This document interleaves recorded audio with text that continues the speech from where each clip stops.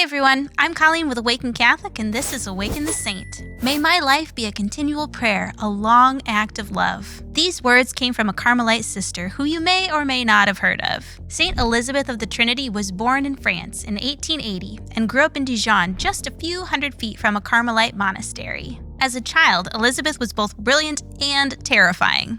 While being a gifted pianist and student, she was also prone to fiery temper, had a naturally noisy nature, and stubbornness.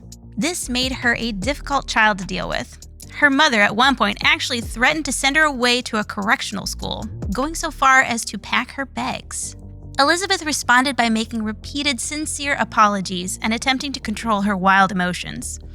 But it wasn't until she received her first communion at age 11 and visited the Carmelites of Dijon that she had a true change of heart. During her visit, the prioress revealed to Elizabeth that her name means House of God. She reflected on this revelation and decided that if her name meant something so profound, perhaps that was what God wanted her to be.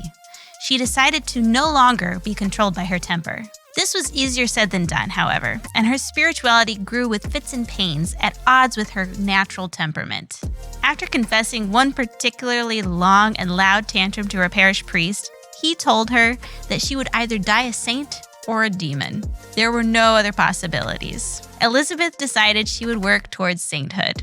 And although she still succumbed to her fiery nature from time to time, she was beginning to develop a habit of contemplative prayer. She continued to meet with the prioress and used her free time to instruct children and adults in the catechism. In 1901, with the consent of her mother, she entered the Carmelite cloister at the age of 21. She burned brightly in cloistered life, growing in spiritual maturity and wisdom. 5 years later, in 1906, she died after suffering with a stomach ailment called Addison's disease. Although her life in the convent was cut short, she managed to write several works and letters which include powerful prayers, retreats, and spiritual insights, making a massive impact upon the Church. Elizabeth saw her mission on earth as a guide for souls.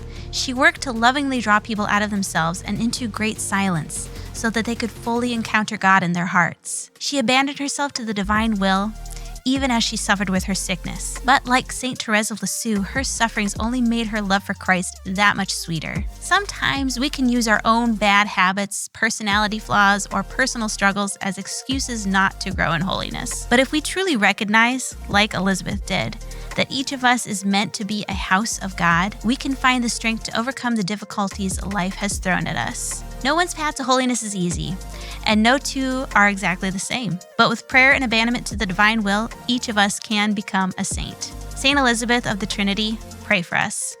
Awaken the Saint is made in partnership by Spoke Street Media and Awaken Catholic.